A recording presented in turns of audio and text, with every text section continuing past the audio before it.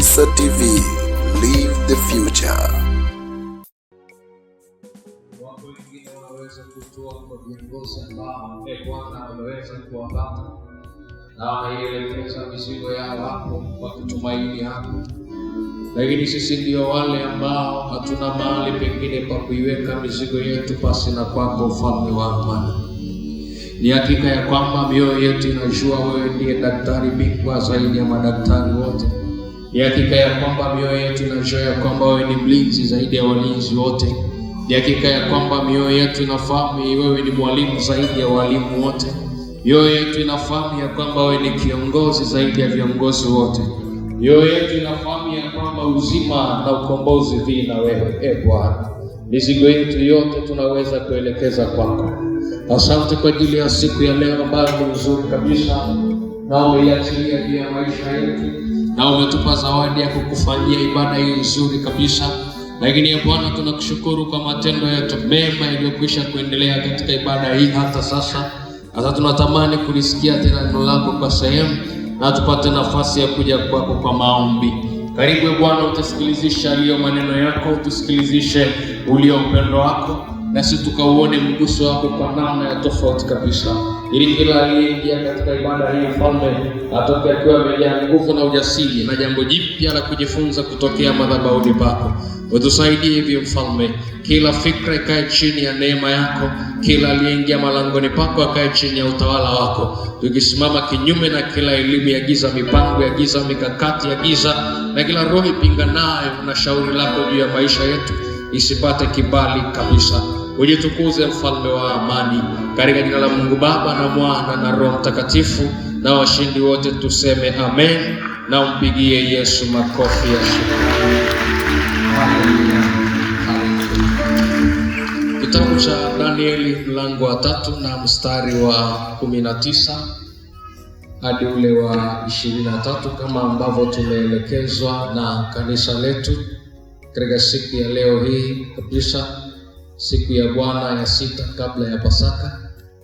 Kitabu cha Danieli mlango wa 3 mstari wa 19 hadi ule wa 23, lakini mimi nitaenda mpaka ule wa 25. Na mambo ya msingi inabidi tuyaone pale.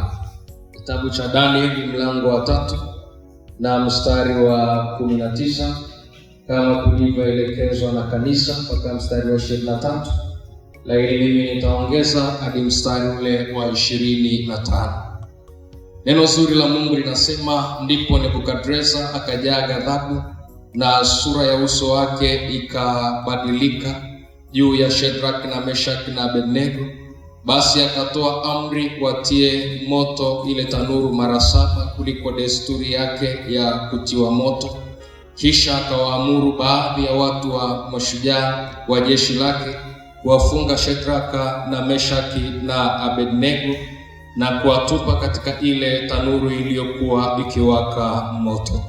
Basi watu hao wakafungwa hali wamevaa suruali zao na kanzu zao na joho zao na mavazi yao mengine, wakatupwa katikati ya ile tanuru iliyokuwa ikiwaka moto.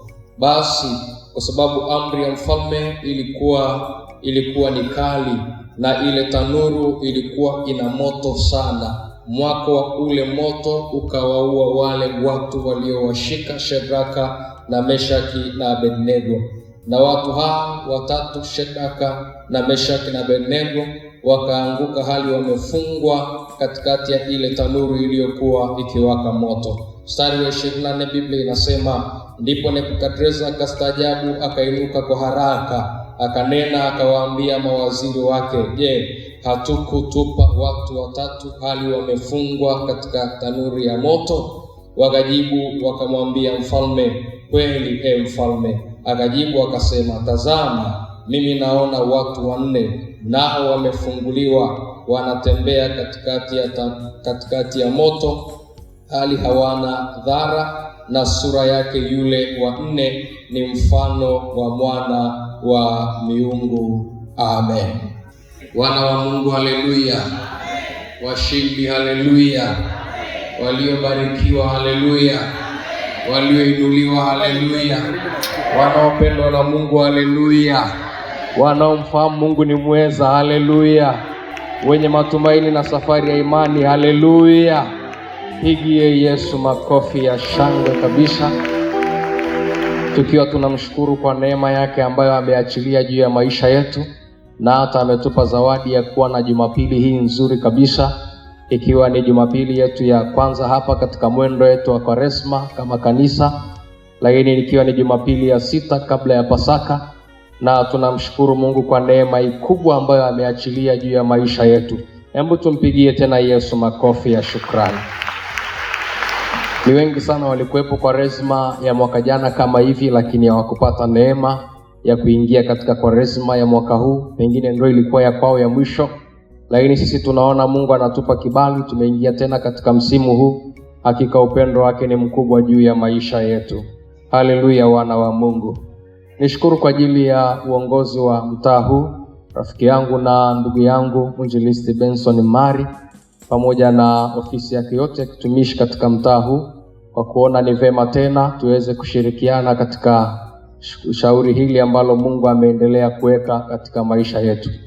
Mwinjilisti Mari ni ndugu yangu kabisa, na ni familia katika familia, na tunamshukuru Mungu kwa neema hii nyingine. Nilikuwa sijafahamu wala sijaweza kufika hapa mahali amekuja. Sasa leo nimefika, kwa kweli kwa utukufu wa Mungu. Hebu tumpigie Yesu makofi kwa ajili ya mtumishi wake huyu. Na nimefurahi kuona watu ulionao sasa ni wapole, ni watulivu, hawa watu wastaarabu sana. Hebu mjipigie makofi mengi kwa ustaarabu mingi ambao Mungu ameweka ndani yenu. Kanisa, haleluya. Tutakuwa pamoja hivi leo pengine, na tutaona jambo ambalo Mungu anatuelekeza hapa, lakini kesho tutakuwa pamoja katika ibada ile ya asubuhi, masifu ya asubuhi, na lile jambo ambalo tutakuwa tukijifunza nitalisema kwa mwishoni baada ya kuzungumza haya ambayo tutaweza kuyasema hapa. Leo ni siku ya Bwana ya 6 kabla ya Pasaka kama ambavyo tumetangulia kusema, na tumepewa kichwa na kanisa kinachosema katika Yesu kila jaribu lina mlango wa kutoka. Katika Yesu kila jaribu lina mlango wa kutoka. Hebu mjekee jirani yako, msalimie, mwambie habari ya saizi jirani yangu. Mwambie how are you my friend? Mwambie unaendeleaje? Alafu mwambie umependeza sana, yani uko vizuri kimsingi. Alafu mwambie kila jaribu lina mlango wa kutoka.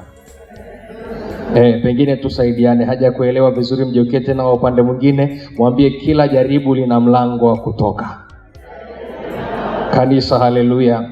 Na mimi nitangaze tu waziwazi hapa ya kwamba inawezekana kuna vitu kwenye maisha yako umeona kama havina mlango wa kutokea. Leo tumekuja kukuambia ya kwamba kuna mlango wa kutokea kwa jina la Yesu Kristo aliye hai.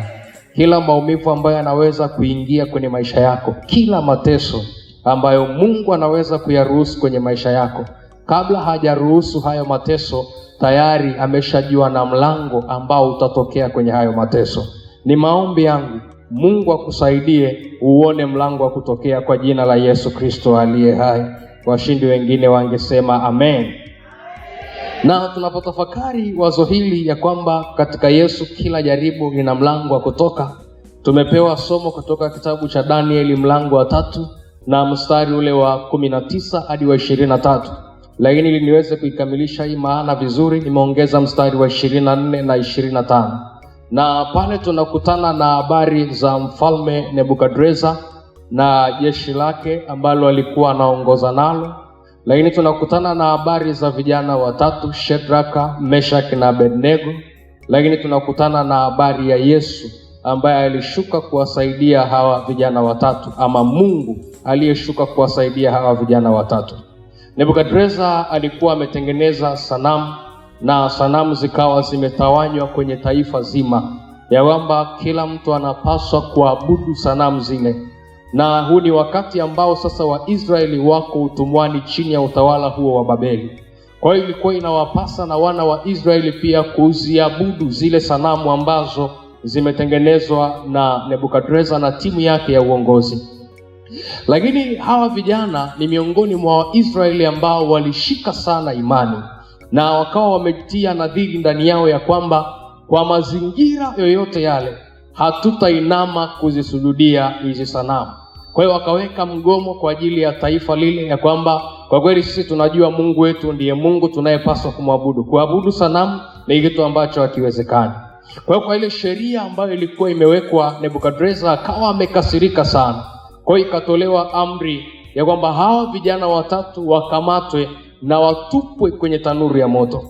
Lakini Nebukadreza akasema, kwa sababu wamenikaidi waziwazi, ile tanuru iongezwe moto mara 7, mateso yake yaongezwe mara 7, ili waweze kuona, watu wengine wajifunze namna ambavyo hawa wanaweza kuteketea kwa kuikaidi amri ya mfalme. Biblia inazungumza ya kwamba mwako wa ule moto ulikuwa ni mkali, kiwango ambacho ulikuwa na uwezo wa kuwavuta wale ambao wanawatupa wale kwenye moto. Sijawahi kuona moto wa namna hii, moto ambao umewashwa kiwango ambacho unakuwa na nguvu kama ya sumaku, yani una nguvu kama ya umeme, ukawavuta wale waliowabeba kuwatupa kwa ukali wa moto, ukawavuta wale vijana, lakini pia ukawavuta na wale waliowabeba, wakawa wameteketea pamoja, wakawa wameteketea kwenye ile tanuru ya moto. Lakini baada ya muda fulani, Nebukadreza anapotazama kwenye ile tanuru ya moto, anaona mbona wale vijana hawajafa na ni wazima kabisa. Lakini pia anaona kama kuna mtu ameongezeka katikati yao, wala akiangalia anaona kama sura yake si ya kibinadamu sana. Nebukadreza anawauliza wale watu ya kwamba tulitupa watu 3 humo ndani, imekuwaje sasa ninaona watu 4? Na huyu mtu wa 4 si mtu wa kawaida, sura yake ni kama ana sura ya wana wa miungu, sio sura ya kibinadamu. Kwa hiyo ikawa taharuki pale, na hawakuweza kuelewa nini ambacho kimetokea mpaka walipowaita wale vijana wakaweza kutoka nje. Ninafikiri ya kwamba Nebukadreza aliweza kufikiri ile tanuru ikawa ni mwisho wa maisha ya hawa vijana. Lakini inawezekana hata hawa vijana walifikiri, kina Shadrach, Meshach na Abednego, inawezekana walifikiri huu ndio unaweza ukawa mwisho wetu wa maisha, ikawa ndio maisha yetu yamekwamia hapa. Lakini Mungu alikuwa na mawazo ya tofauti ambayo Nebukadreza hakuwa nayo, lakini wale vijana hawakuwa nayo. Ni mawazo ya kwamba katika jaribu hii hamtateketea, mtatoka mkiwa salama kwa jina la Yesu Kristo. Washindi wachache walioelewa waseme amen hapa, na umpigie Yesu makofi ya shangwe. Inawezekana kwenye maisha yako kuna vipindi ambavyo unaweza kupitia, alafu shetani akafikiri ya kwamba ule ndio mwisho wako. Inawezekana kuna majaribu na mateso unaweza ukaingia, adui anayekutengenezea hiyo taabu pale kazini akaona huu ndio mwisho kabisa, hapa ndio kikomo, tumemaliza habari yake. Inawezekana kuna mambo unapitia, pengine mizimu ya familia, mizimu ya ukoo imeshajiwekea hesabu kabisa ya kwamba huu ni mwisho, yani kutokea hapa huyu hawezi kuendelea tena zaidi ya hapo. Lakini inawezekana yale mateso yamekuwa makali kwako, kiwango hata na fikra zako zimeanza kukubaliana na hayo ya kwamba mahali hapa siwezi kuvuka tena. Inawezekana hata mawazo yako yameshakubali ya kwamba hapa ndiyo ukomo. Lakini nataka nikutangazia asubuhi hii kwenye madhabahu, kabla sijasema jambo lolote, inawezekana adui zako wameshathibitisha hilo, lakini inawezekana wewe umeshathibitisha hilo, ila Mungu bado hajathibitisha mwisho wako kwa jina la Yesu Kristo aliye hai. Kanisa, haleluya. Inawezekana hata wewe umeshajiwekea hiyo imani kama hawa vijana ya kwamba kwenye moto hapa ndio mwisho, lakini Mungu hata kwenye moto kuna mlango wa kutokea. Jiwekee jirani yako tena, mwambie habari ya saa hizi jirani yangu. Mwambie unaendeleaje jirani yangu. Mwambie hata hapo ulikofikia bado kuna mlango wa kutokea. Na kama angekuelewa angesema amen inayotosha, na akampa Yesu makofi ya shangwe. Haleluya. Kanisa, Bwana asifiwe. Washindi, haleluya. Lakini hapa nataka nizungumze mambo matatu ya haraka kabisa. Kwa dakika chache nazungumza mambo matatu kwa haraka sana. Jambo la kwanza, maisha yetu leo ni kama vile tupo kwenye tanuru. Maisha yetu leo ni kama vile tupo kwenye tanuru. Dunia ambayo tunaishi leo ni dunia kama vile tumetupwa kwenye tanuru ya moto. Na hii sio bahati mbaya, ni kwa sababu ya nyakati ambazo tunaishi. Si bahati mbaya, lakini ni kwa sababu ya nyakati ambazo tuko nazo, nyakati ambazo tunaishi. Kitabu cha Timotheo wa pili na mlango ule wa 3 na mstari wa 1. Timotheo 2 mlango wa 3 na mstari wa 1. Timotheo, waraka wa pili wa Mtume Paulo kwa Timotheo, na mlango wa 3 na ule mstari wa 1. Biblia inasema hivi: lakini mfahamu neno hili, ya kuwa siku za mwisho kutakuwako nyakati za hatari. Lakini mfahamu neno hili, ya kuwa siku za mwisho kutakuwako na nyakati za hatari. Na tunamshukuru Mungu kwa neema yake ambayo ametupa kuwapo ulimwenguni, na ametupa neema ya kuweza kuishi. Lakini miongoni mwa watu ambao wanaishi kwenye nyakati ngumu sana ni sisi ambao tumepata nafasi ya kuishi kwenye hizi nyakati. Kanisa, haleluya! Kanisa, haleluya! Kwa nini? Kwa sababu tumepata nafasi ya kuishi, lakini tunaishi kwenye nyakati za mwisho ambazo Biblia inazitamka ya kwamba zitakuwa ni nyakati zenye hatari nyingi. Na ukiendelea kusoma hapo utaona anaeleza hatari mbalimbali ambazo watu watakutana nazo. Lakini si tu hapo, na maeneo kadha wa kadha ya Biblia yanaeleza magumu na hatari ambazo zinaweza kuwakabili watu katika nyakati za mwisho wanazoweza kuishi. Kwa hiyo maisha yetu leo ni kama tupo kwenye tanuru. Yaani hivi, kila mtu ana namna yake, ana tanuru yake, ana vitu vyake ambavyo anapitia kwenye maisha. Kila mtu, kuanzia ambao tuko madhabahuni, wewe ambaye upo huko, walioko mtaani, walioko wapi, ni maisha fulani ambayo yana hatari nyingi zaidi ambazo zinamuotea mwanadamu kulikoni namna ambavyo tunaweza kufikiri. Kanisa, haleluya! Kanisa, haleluya! Na hatuna namna tunaweza kukwepa, kwa sababu ndio tayari tunaishi kwenye majira haya. Majira ambayo yamejaa usaliti. Nyakati za nyuma zilizopita ni nyakati ambazo zilikuwa na upendo mwingi. Watu wanapendana, saa nyingine wanapendana pasipo hata kujuana. Lakini nyakati tunazoishi sisi ni nyakati za chuki na usaliti. Hivyo ndio nyakati tulizonazo. Nyakati zilizopita watu walikuwa wanaishi nyakati zenye amani na utulivu. Lakini nyakati tulizonazo ni nyakati za vita, ni nyakati za mapigano. Walikuwa wanaishi nyakati za afya, kuwa na afya na utulivu wa afya. Mtu anaishi hata miaka 120, miaka 130, hamna hospitali wala nini, wanaishi huko kijijini na maisha yanaenda. Hamna hata hospitali ya bahati mbaya. Lakini miaka 120, 130. Leo hii tuna hospitali kila kona, kila wilaya, tuna pesa hadi za kwenda India. Lakini nyakati za hatari, magonjwa ya moyo, magonjwa ya mifupa, magonjwa ya ini, magonjwa ya vichwa, magonjwa ya hali ya hewa. Nilisikia juzi watu wanasema hali ya hewa ishaanza kuwa hatari kwa ajili ya afya ya wanadamu. Yaani tunavuta hali ya hewa ambayo ni hatari kwenye maisha yetu. Yaani kila kitu kimevurugika juu ya maisha yetu. Tunaishi nyakati ambazo maisha ni kama tanuru. Yuke jirani yako, mwambie tena habari ya saa hizi jirani yangu. Ambia unaendeleaje? Halafu muulize, umeshaonja kidogo joto ya hili tanuru ama kwako mambo yanaenda sawa sawa? Muulize tu vizuri. Mwambie, vipi kwako mambo yanaenda sawa sawa, au kuna mahali unasikilizia joto la hili tanuru la moto hii? Yaani usione amevaa suti namna hiyo ukafikiri mambo yako safi sana. Wakati mwingine unaweza ukasema mimi simwambii jirani yangu kwa sababu naona amevaa kitenge kizuri, amejipaka mafuta mazuri. Laiti ungejua maisha anayoyapitia. Kanisa, Bwana atusaidie. Na kama ule mchungaji alikuwa anasimulia habari za watu waliambiwa waende kwenye semina na waambatane na wake zao. Walipewa zoezi kwamba sasa mnapokuja kwenye semina mje na wake zenu. Ilikuwa semina ya ndoa. Sasa walipokuwa wanaenda kwenye ile semina, ule mchungaji anaeleza, akatusimulia, walipofika pale watu wanashuka kwenye magari yao, wengine hivyo na wake zao wanaenda.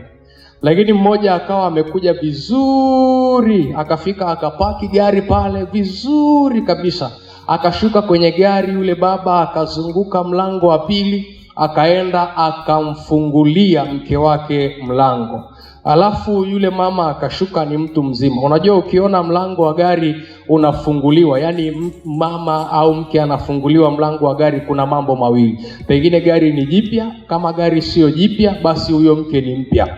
Lakini walipoangalia namna hii, yule mama sio mpya, ni mama mtu mzima na gari sio jipya. Lazima inakuaje? Inawezekana hapa kuna upendo mwingi sana. Huyu mama anapendwa. Kwa hiyo ile semina ilipoenda, muda wa mapumziko, wale kina mama wakaenda wakamchukua mama mwenzao. Wakamwambia, mama, hebu njoo tuzungumze hapa. Hebu tuambie, ni kitu gani unafanya mpaka umri huu bado mume wako anakupenda kiwango hicho? Unafunguliwa hadi mlango wa gari rafiki yetu, maisha yako yako safi? Hebu tuambie. Yule mama akauliza, nini kikubwa mmeona? Lazima unafikiri ni mchezo. Sisi tunaambiwa tangulia mbele kilomita 60 kule, anakuja nyuma huko kama anapima shamba. Hamwezi kwenda pamoja. Wewe mpaka mlango wa gari unafunguliwa kweli? Hebu tueleze wazi. Yule mama akauliza, ni mlango wa gari tu. Akasema hicho ni kitu kikubwa sana.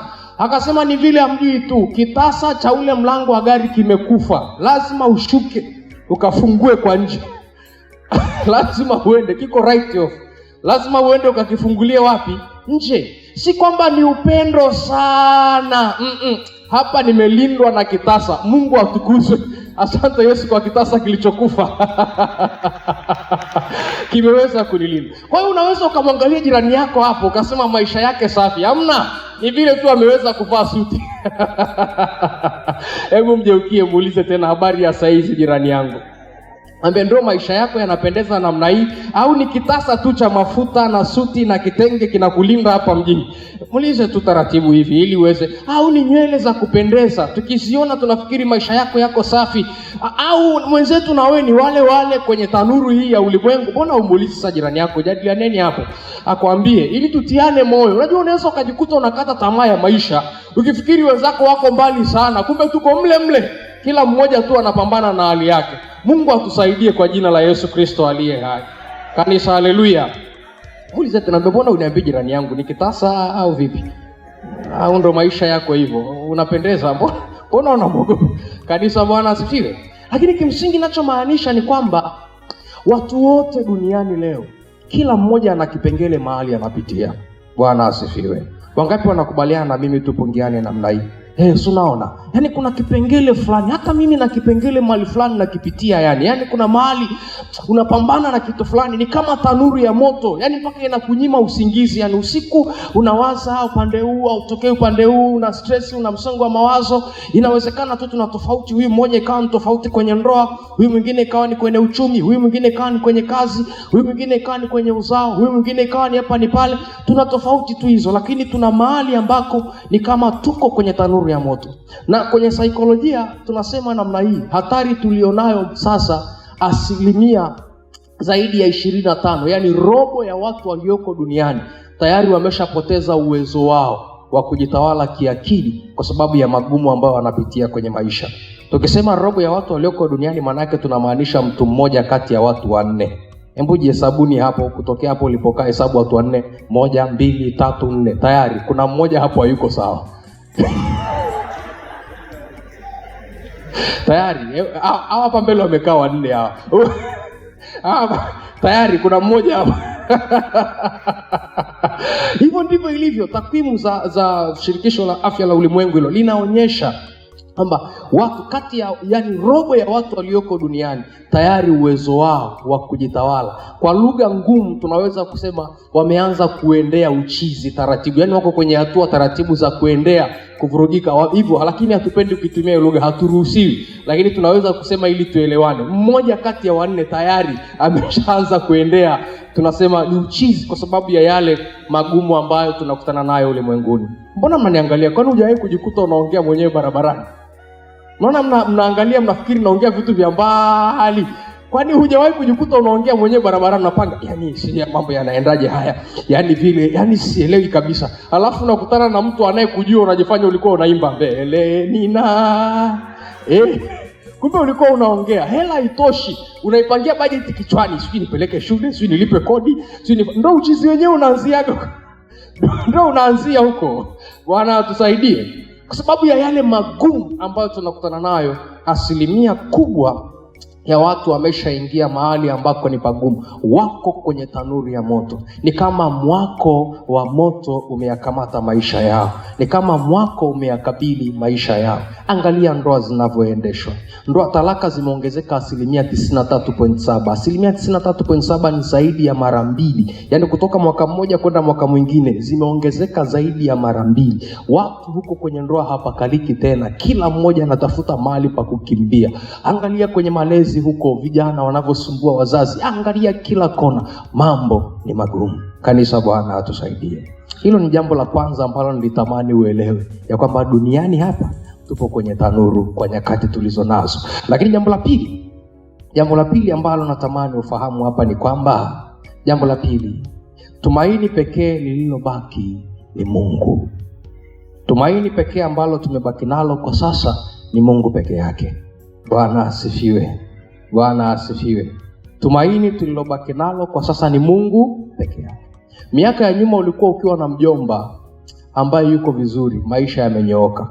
Leo uwe na mjomba hata anaweza kwenda mbinguni na kurudi. Hakuna kitu kinaweza kutokea cha tofauti sana. Miaka ya nyuma ulikuwa ukiwa na mzazi ambaye amejitosha, basi maisha yalikuwa yanakaa vizuri. Sasa hivi tunaweza kuwa na mzazi amejitosha kabisa, lakini bado mateso yakawa pale pale. Miaka ya nyuma ulikuwa ukishaweza kufanikiwa ukapata elimu yako, una degree kako, una masters kako, basi maisha yamenyooka kabisa. Yaani ulikuwa unaweza kuyatuliza na ukaisha kwa kiburi kabisa. Miaka ya nyuma ulikuwa ukishaweza kuwa na mtaji wa kufanya biashara fulani, ulikuwa maisha yanatosheleza kabisa. Lakini leo vyote unaweza ukawa navyo, lakini moto ukawa uko pale pale. Kanisa, Bwana atusaidie. Kanisa, Bwana atusaidie. Hawa vijana Shadraka, Meshaki na Abednego, kama waliweza kuwa na baba, ilifika mahali baba akawa hana cha kusema juu ya ile tanuru ya moto. Ilifika mahali kama walikuwa na urafiki na kiongozi fulani, yule kiongozi alikuwa hana cha kusema tena juu ya ile tanuru ya moto. Ilifika mahali kama walikuwa na pesa ziko benki, zile pesa zao zilikuwa hazina kitu zinaweza kusema tena juu ya ile tanuru ya moto.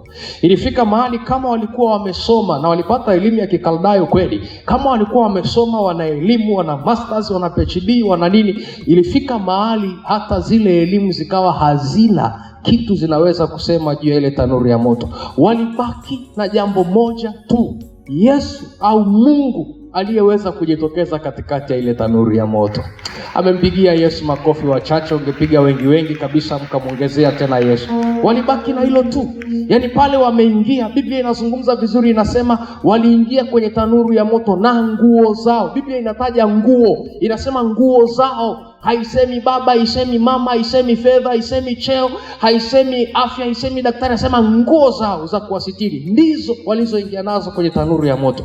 Lakini walibakia na kitu kimoja tu ambacho hakionekani kwa macho ya kawaida, lakini mle ndani ya tanuru ya moto ndicho kilichoonekana, Mungu aliye hai ambao walikuwa wanamwabudu na kumtegemea siku zote za maisha yao. Nataka niseme nini hapa? Mahali ulipofika leo, hakikisha ya kwamba humwachi Mungu. Jiweke jirani yako, msalimie tena, mwambie habari ya saa hizi jirani yangu. Mwambie unaendeleaje my friend. Mwambie uko safi, alafu mpongeze tena, mwambie umependeza. Mbona unaendelea kupendeza? Ibada hii ina upako sana ni. Alafu mwambie usimwache Mungu. Katika mazingira yote unayopita kwenye hii dunia, usije ukajaribika kumwacha Mungu, kwa sababu ndiye tumaini pekee tuliyebakia naye. Ndiye ambaye anaweza kutusaidia pale ambako wanadamu hawawezi kufika. Ndiye ambaye anaweza kutusaidia pale ambako fedha zetu haziwezi kufika. Ndiye ambaye anaweza kutusaidia pale ambako vyeo vyetu haviwezi kufika. Ndiye yeye anaweza kutusaidia pale ambako majina yetu hayawezi kufika, lakini yeye anaweza kufika na akaachilia msaada pale. Angalia, Biblia inazungumza kwenye kitabu cha Zaburi, utaenda kusoma Zaburi ya 46 mstari wa kwanza. Anasema akupelekee msaada kutoka patakatifu pake, akutegemeze kutoka Sayuni. Zaburi ya 46 mstari wa kwanza, atakutumia msaada kutoka patakatifu pake. Wale vijana walikuwa wako ndani ya tanuru ya moto, lakini Nebukadreza hakuona kama wanaangamia, hakuona kama wanateketea, na mwisho wa siku walitoka kule wakiwa salama. Kwa nini? Kwa sababu Mungu alikuwa pamoja nao. Na mimi ninakuombea kwenye hii madhabahu, mahali ambako unapita, Mungu awe upande wako, usiteketee kwa jina la Yesu Kristo aliye hai. Pote ile ambali ni kwenye tanuru ya moto tupo sawa, lakini usio miongoni mwa hao watakao teketea. Utoke salama ukiwa mshindi kwa jina la Yesu. Biblia inasema nijapopita katika bonde la uvuli wa mauti sintaogopa mabaya. Sikiliza, huyu mtu anazungumza sentensi nzuri sana. Si kwamba mauti haitakuwepo, bonde la uvuli wa mauti litakuwepo, lakini yeye hatakufa, atatoka salama kwenye lile bonde la uvuli wa mauti. Si kwamba vita kazini itanyamaza, wala hatuko hapa kuomba vita kazini inyamaze. Vita itaendelea na wewe utatoka salama kwa jina la Yesu Kristo aliye hai. Inatakiwa ifike nyakati, hatutaki kuomba wachawi waache kukuloga. Waendelee kukuloga, lakini katikati ya ulogi utoke salama kwa jina la Yesu. Mbona sijaona mtu anasema amen inayotosha hapa? Hatutaki kusema migogoro ya ndoa ishe, haitaisha. Maana huyo mke uliyempata ndio akili zake ndio hivyo, yani hapo ndio akili zake zipo hivyo. Kwa hiyo migogoro haitaisha mama. Huyo mwanaume wako ndio yupo hivyo, haitaisha. Lakini tunachokuombea katikati ya migogoro, Yesu asikuache, uendelee mbele kwa jina la Yesu Kristo aliye hai. Inawezekana kwenye chuki unayopitia, chuki imewaka, imekuwa kali. Hatupambani na chuki, lakini katikati ya chuki uendelee kung'ara kwa jina la Yesu. Washindi wengine waseme amen. Na ndio Biblia inasema kikombe changu kitafurika mbele ya macho za adui. Si kwamba adui wataondoka, wataendelea kuwapo maadui. Hizi ni nyakati za mwisho wapendwa. Akiondoka adui huyo, ataibuka huyu. Lakini ninakuombea kila adui anayekuja, Mungu awe upande wako, kikombe kiendelee kufurika. Washindi wengine waseme amen inayotosha. Na muongezee Yesu makofi mengine ya shangwe. Haleluya. Tumaini pekee tulilobaki nalo ni Mungu. Usimuache Mungu. Kwenye mazingira yoyote unayopitia, hakikisha ya kwamba unamng'ang'ania. Kila hatua unayoenda, nenda naye. Kila bonde unalotumbukia, tumbukia naye. Kila jaribu unalopita, pita naye. Uko mahali pazuri, nenda naye pazuri. Umeingia mahali pagumu, nenda naye pagumu. Umeenda kwenye machozi, nenda naye kwenye machozi. Najua jambo moja ya kwamba Mungu hajawahi kumwacha mtoto wake hata siku na moja. Kanisa, haleluya. Wakati mwingine anaweza akayaruhusu hayo yakaendelea. Ngoje. Unaweza ukapiga hesabu kama hawa vijana ukasema, sasa Mungu ninaomba Nebukadreza afe kabla ule moto hujawaka. Mungu akanyamaza, Nebukadreza asife. Unaweza ukaomba ukasema, Mungu ninaomba hawa vijana wanaowasha moto wafe, ule moto usiwake, lakini wale vijana wasife. Unaweza ukaomba ukasema, Mungu ninaomba chonde huu moto unapowaka ishuke mvua ya radi na mawe, moto uzimike, lakini jua likawaka vizuri mno, wala moto usishuke. Unaweza ukafika mahali ukasema hivi, Mungu ameniacha. Hapana, Mungu ana dakika yake na ana saa yake. Ana muda wake anaoungojea wa kuleta ushindi juu ya maisha ya mtoto wake. Hata wanaingia kwenye moto, kina Shedraki wanasema, asante Yesu, hawa vijana wamekufa ambao wametuvuta kwenye moto. Wanashangaa na wao, na moto unawavuta. Kuna wakati majaribu yanaweza yakaendelea sana, lakini kadiri majaribu yanavyoendelea sana, endelea kumngojea Mungu sana, wala usimkatie tamaa. Yuke jirani yako tena, msalimie, mwambie habari ya saa hizi. Jirani yangu, mwambie usimkatie Mungu tamaa. Mwambie usimkatie tena tamaa. Hata kama machozi yameendelea, hata kama giza limeendelea, hata kama mateso yameendelea, Biblia inasema usiku umeendelea na mchana umekaribia, alfajiri imekaribia. Usimkatie Mungu tamaa, usubirie mpaka atakapokuja. Bwana asifiwe. Washindi, haleluya. Hilo ni jambo la pili. Jambo la tatu na la mwisho sasa. Jambo la tatu na la mwisho ni swali. Hili ni swali ambalo ni kama call for action, kama ni swali kama wake up call ya kututaka tuamke. Ni swali, jambo la tatu. Swali: uko kwenye nafasi inayoweza kuruhusu msaada wa Mungu kwako? That's the question. Ni kweli tumezungumza kwenye hoja iliyopita, tumesema Mungu yupo na Mungu anakuja. Ni tumaini letu, ni msaada kama alivyowasaidia wa vijana. Lakini swali, upo kwenye nafasi inayoweza kuruhusu msaada wa Mungu kwako? Hebu mjekee jirani yako, mwambie habari ya saa hizi. Jirani yangu, mwambie ni kweli unamngojea Mungu sana, lakini uko kwenye nafasi inayoruhusu msaada wa Mungu. Bwana atusaidie kanisa. Wajua kuna wengine wanangojea baraka za mvua, alafu wako kwenye nyumba zenye paa. Utaisikia lakini hautaiona. Lazima uwe kwenye nafasi itakayoruhusu hiyo mvua iweze kuleta matokeo. Changamoto tunayokutana nayo sana ulimwenguni leo si kwamba Mungu hayupo, ni kwamba hao wanaomngojea Mungu hawako kwenye nafasi zinazoweza kumruhusu Mungu akafanya kitu kwao. Na tunapozungumza nafasi, hatusemi nafasi za kibiolojia kwamba upo kwenye kazi, uko mahali fulani. Tunazungumza hali yako ya ndani. Tunazungumza misingi yako ya ndani, ina foundation. Misingi yako ya ndani inaweza kuruhusu msaada wa Mungu kwa kiwango hicho. Msifikiri hao kina Shadraka, Meshaki na Abednego mambo yalitokea tu. Hayakutokea tu wapendwa.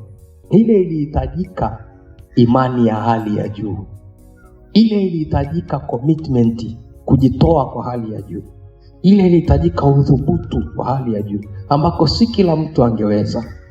Mimi nizungumze wazi, niseme wazi, hata mimi binafsi sidhani sana kama ningeweza ile imani ya hawa kina Shadraka, Meshaki na Abednego. Nafikiri ndiyo maana Mungu huwa anamwachilia kila mtu jaribu kulingana na kiwango chake cha imani.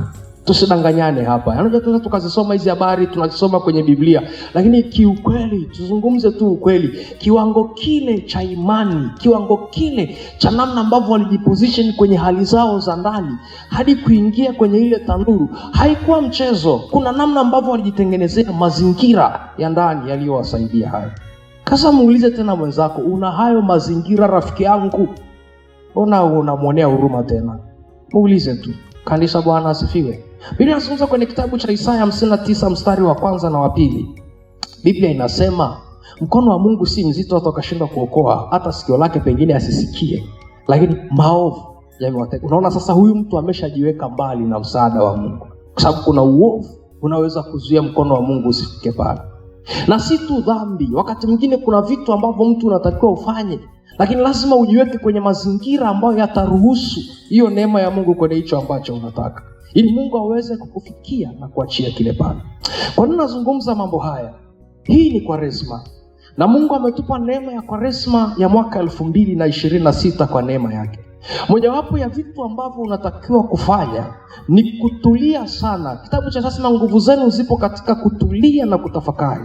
Ni kutulia na kutafakari, kumwambia Mungu, kwenye hii tanuru ya moto nilionayo hivi, niko kwenye mazingira mazuri ambayo kweli yanaweza kukuruhusu wewe kufanya kitu kwenye maisha yangu? Au ninaugulia tu nikiwa na imani unakuja, lakini njia ya kuja nimeifunga? Lazima ujiulize, chukua muda wa kutosha, tulia, tafakari, mwambie Mungu, nini ninachopaswa kufanya ili kutoka kwenye hii tanuru? Nimekuwa nafanya Bible survey. Watu wote ambao wameingia kwenye tanuru walipita kwenye mambo magumu. Walipopata nafasi ya kutulia na kumuuliza Mungu, tunafanya nini hapa, Mungu ndio aliwapaga maelekezo ya kwamba wanangu, fanyeni hivi, nendeni hivi, ndio akapata njia ya kutokea.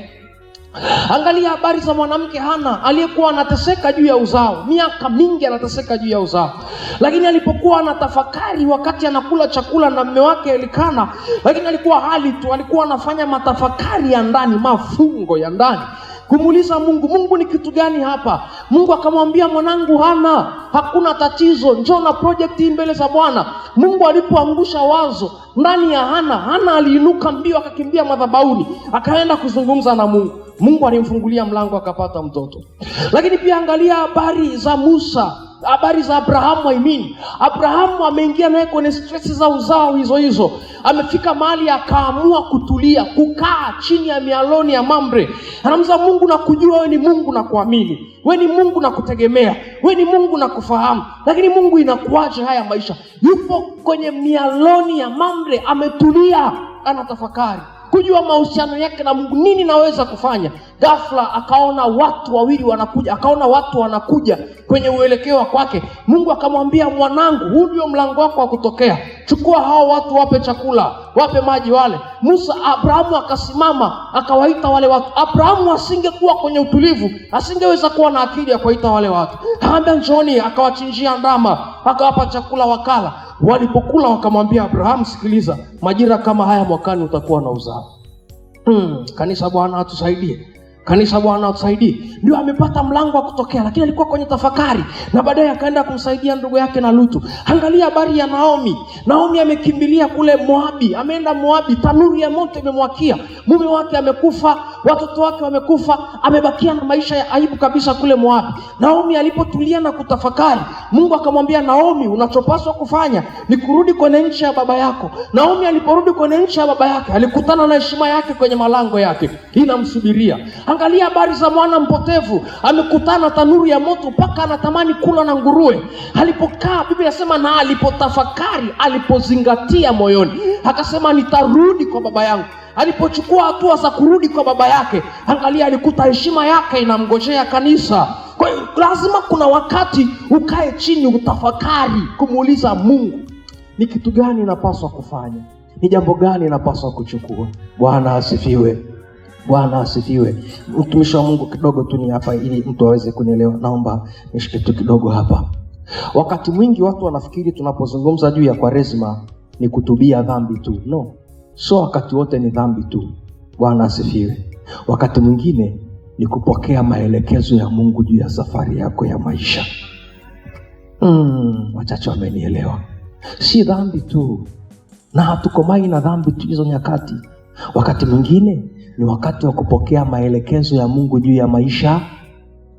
You are so busy. Uko busy kuanzia Januari mpaka Disemba na tanuru hii, jehanamu hii, moto huu unaokuakia. Lini unapokea maagizo ya Mungu kwenye maisha yako? Lini Mungu anakupa direction ya kwamba mwanangu fanya hichi, fanya kile? Hii ni Kwaresma. Ni wakati wako sasa. Kanisa, Bwana asifiwe. Hawa vijana Mungu aliwaambia, na hawa vijana Mungu aliwatia moyo kwamba endeleeni mbele. Usifikiri walienda tu, Mungu aliwatia moyo. Bwana asifiwe. Bwana asifiwe. Kuna wakati unaweza kuwa unapitia jambo kubwa sana. Mungu ashafungua mlango na mlango uko wazi, lakini ni wewe kuchukua hatua ya kuingia kwenye ule mlango. Lakini ule mlango huwezi kuuona. Ule mlango lazima Mungu akuelekeze. Bwana asifiwe. Lazima Mungu afanye nini? Akuelekeze. Nisikilize kwa makini. Jaribu lililokupata linateguliwa kwa mtego uliolitega hilo jaribu. Sasa ule mtego uliolitega jaribu, wewe huwezi kuujua. Mungu ndiye anafanya nini? Anaujua. Kwa Mungu kuna kitu anaweza akafahamu ya kwamba huyu mtu alitegwa kwa njia fulani ya dhabihu. Kwa lazima ateguliwe kwa nini? Kwa dhabihu. Unapopata muda wa kutulia, unaweza ukasikia ndani yako Mungu anakutia moyo tu, katoe sadaka, wapelekee yatima mahali fulani. Wewe unaenda unatoa ile sadaka, kumbe kuna kitu umetegua kwenye ulimwengu wa roho. Bwana wamempigia Yesu makofi wachache namna hii. Kuna wakati Mungu anaweza akajua hili tatizo limetegwa mahali fulani, akakupa agenda za maombi kama alivyompa agenda za maombi mwanamke Hana. Mwanamke Hana akaenda na zile agenda kwenye maombi. Alipoenda nazo akategua, akapata mtoto. Kanisa, Bwana asifiwe. Kanisa, Bwana asifiwe. Mungu anaweza akakuelekeza kitu fulani, akamwambia achana na hichi, samehe hichi, samehe hichi, lakini lazima utulie. Na unapotulia, Mungu anapata nafasi ya kuzungumza na wewe. Ngoja nimalize kwa kusema hivi. Munisamehe. Mama yangu ni Mzaramo. Mzaramo. Alafu baba yangu ni Mchaga.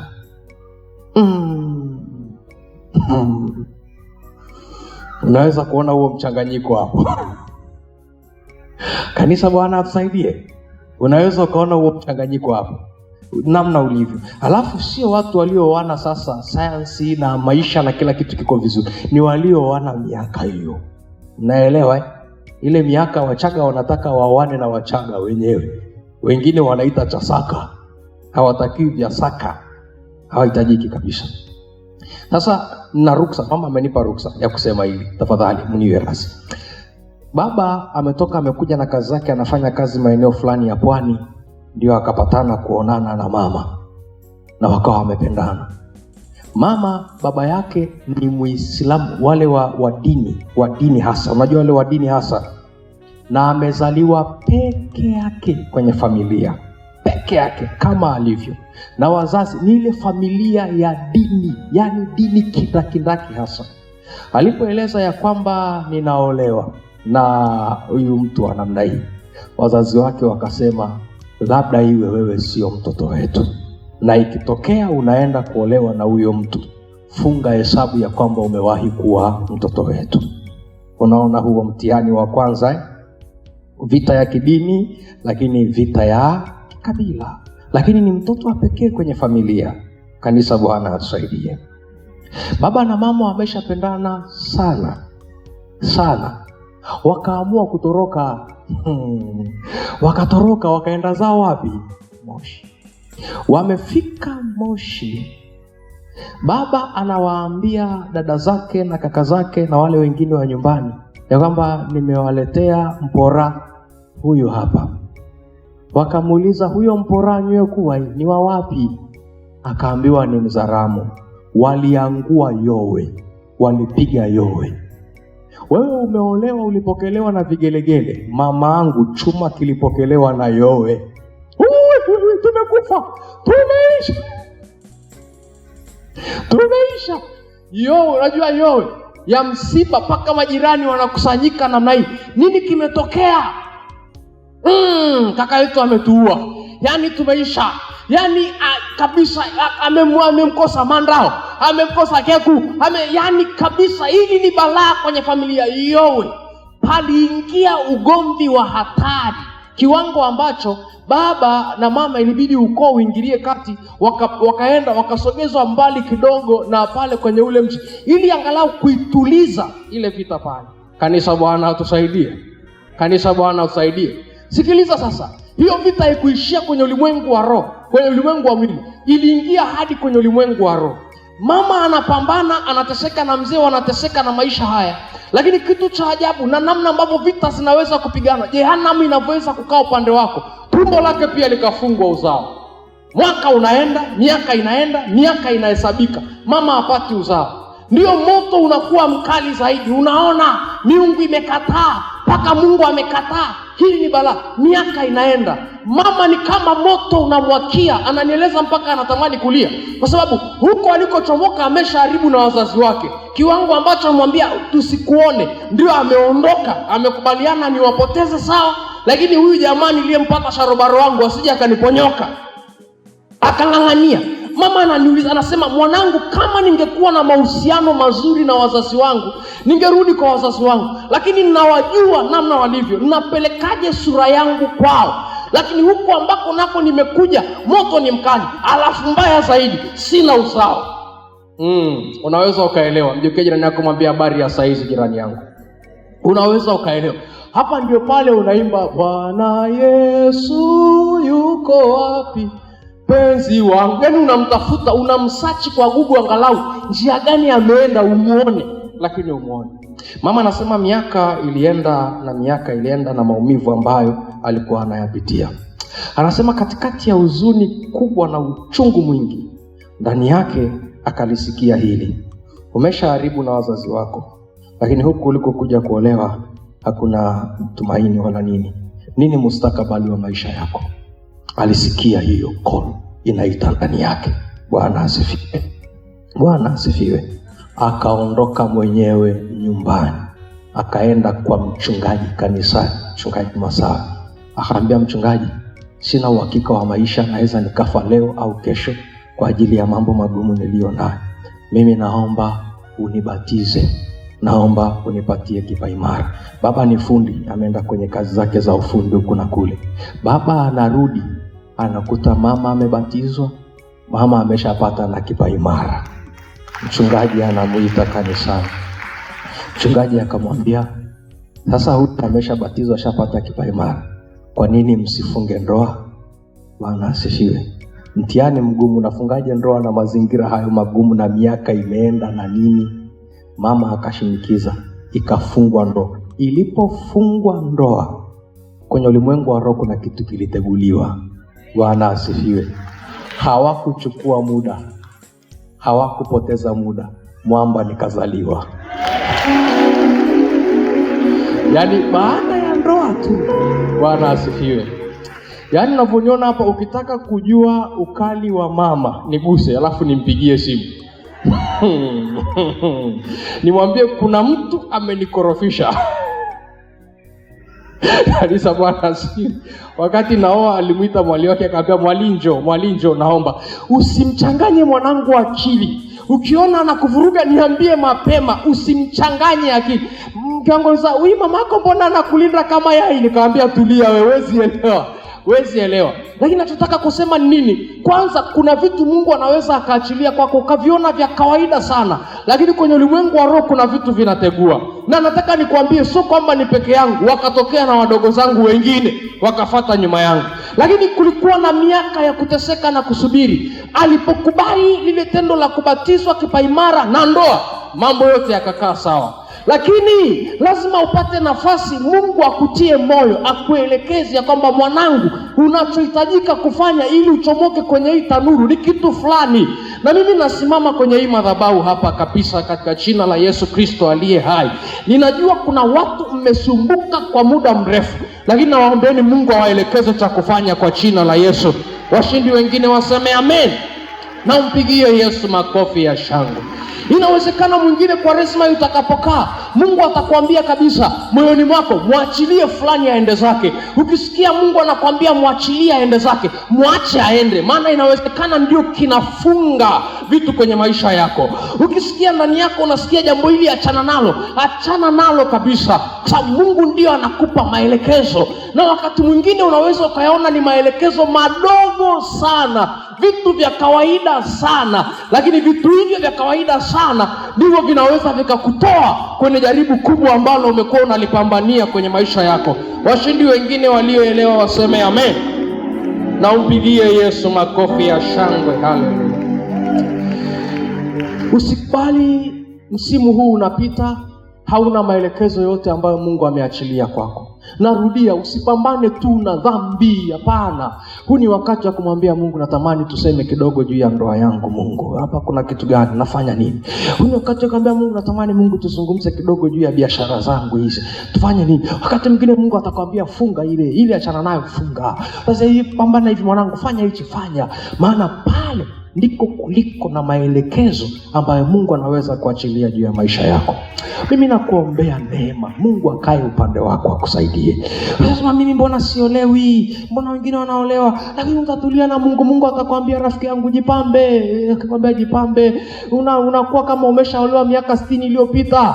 Jikae sawa sawa. Mungu anaweza akakupa maelekezo. Mbona alipewa maelekezo, alipewa Rutu, akaambiwa Rutu jipambe, nenda kwenye miguu ya Boazi, maelekezo ya kimbingu. Unaweza kumuuliza Mungu, mbona ndoa yangu hii haiendi sawa sawa? Mungu akakwambia unaongea sana mama, punguza maneno. Huu ndio wakati. Mwambie jirani yako, huu ndio wakati. Mje ukitaniambia habari ya saa hizi jirani yangu, mwambie huu ndio wakati wa kutafakari. Inawezekana ukajisema Mungu, mbona mimi sipandi cheo? Mungu akakwambia baba, una kiburi, tuliza kiburi. Tuliza kile kiburi. Unaweza kumwambia Mungu, mbona haya mambo haendi sawa sawa? Mungu akwambia una tamaa, punguza tamaa, fanya mambo kwa utulivu, utajikuta mambo yanaenda. Ninakuombea kwenye hii madhabahu, Kwaresma hii achilie maelekezo kwako, na washindi wengine waseme amen. Sasa kesho tutapata nafasi ya kujifunza misingi ya ndani itakayoweza kuvuta msaada wa Mungu nyakati za hatari. Sasa kujifunza misingi fulani ya ndani ambayo itakuwa inavuta msaada wa Mungu nyakati hizi za hatari, ili msaada wa Mungu unatokea kwenye maisha yako. Tafadhali jitahidi usikose, tuweze kupata nafasi ya kujifunza na kuomba. Hebu simama, alafu inua mkono wako. Simama tu, inua mkono wako. Sema na mimi, Bwana Yesu. Sema tena kwa nguvu, Bwana Yesu. Bwana Yesu, asante kwa neema yako. Nimefahamu ya kwamba kila jaribu lina mlango wa kutoka. Hakuna jaribu linaloweza kubaki daima. Mapito yote, mateso yote, majaribu yote, tanuru zote, dhiki zote tunazopitia zina mlango wa kutokea. Zina mlango wa kutokea. Vilio vyote vina mlango wa kutokea. Bwana Yesu, ninajua hakika hata mimi kuna ushindi ambao umeniandalia, kama vile ambavyo uliandaa ushindi kwa ajili ya vijana wako Shedraka, Meshaki na Abednego. Bwana Yesu, ninasogea kwako. Hii Kwaresma ya mwaka 2026 ninaomba Bwana ikaachilie maelekezo, ikawe ni sehemu ya mimi kuonyeshwa ule mlango wa kutokea kwenye mapambano mbalimbali niliyo nayo, kwa damu ya Yesu, kwa damu ya Yesu. Nafsi yangu kubali kutulia. Nafsi yangu kubali kujifunza. Nafsi yangu kubali kunyenyekea. Nafsi yangu kubali kukaa chini ya Mungu, ili uyapate maelekezo ya kushinda nyakati hizi za hatari, kwa damu ya Yesu, kwa damu ya Yesu, kwa damu ya Yesu. Mungu aliye hai, Baba, katika jina la Yesu Kristo Mnazareti, Baba, asante kwa ajili ya kina baba hawa, asante kwa ajili ya kina mama hawa, asante kwa ajili ya vijana, wazee, hata na watoto. Asante kwa ajili ya kanisa hili lote. Asante kwa ajili ya sisi watumishi wako, na asante kwa kila namna ambavyo umekuwa mwaminifu. Ninajua Bwana, ni kweli tupo kwenye nyakati za mwisho ambazo zina hatari nyingi sana ndani yake, lakini wewe ni Mungu ambaye unafungua mlango wa kutoka kwenye kila hatari.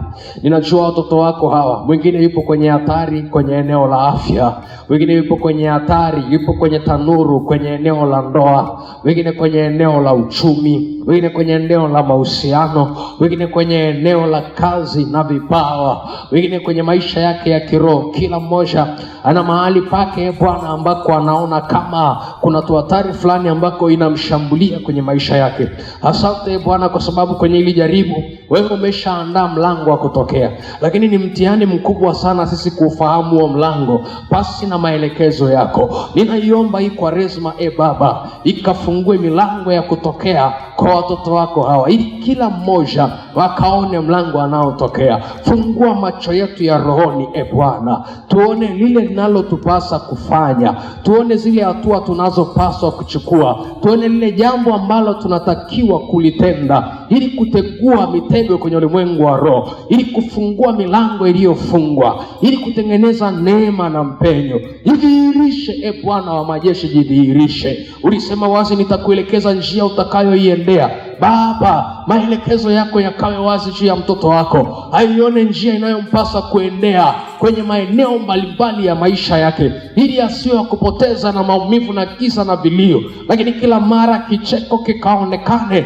juu ya maisha yake, kwa damu ya Yesu Kristo Mnazareti. Baba yetu na Mungu wetu wa rehema, tazama watoto wako wengine wamekungojea kwa muda mrefu sana, wamekuwa wanakusubiri ni miaka na miaka. Tunaomba neema yako ya wepesi ikatokee kwao, ujitokeze mara ukiyaponya magonjwa yale, ukifungua zile njia zilizojifunga, ukiweka neema na kipawa na baraka zako nyingi juu ya maisha yetu, ili utukufu wako kaendelee kuwa mwingi, neno lako likaendelee kufanyika hai ndani ya mioyo yetu, nasi tukaendelee kukuona waziwazi. Katika jina la Mungu Baba na Mwana na Roho Mtakatifu, na washindi wote tuseme amen, na umpigie Yesu makofi ya shangwe.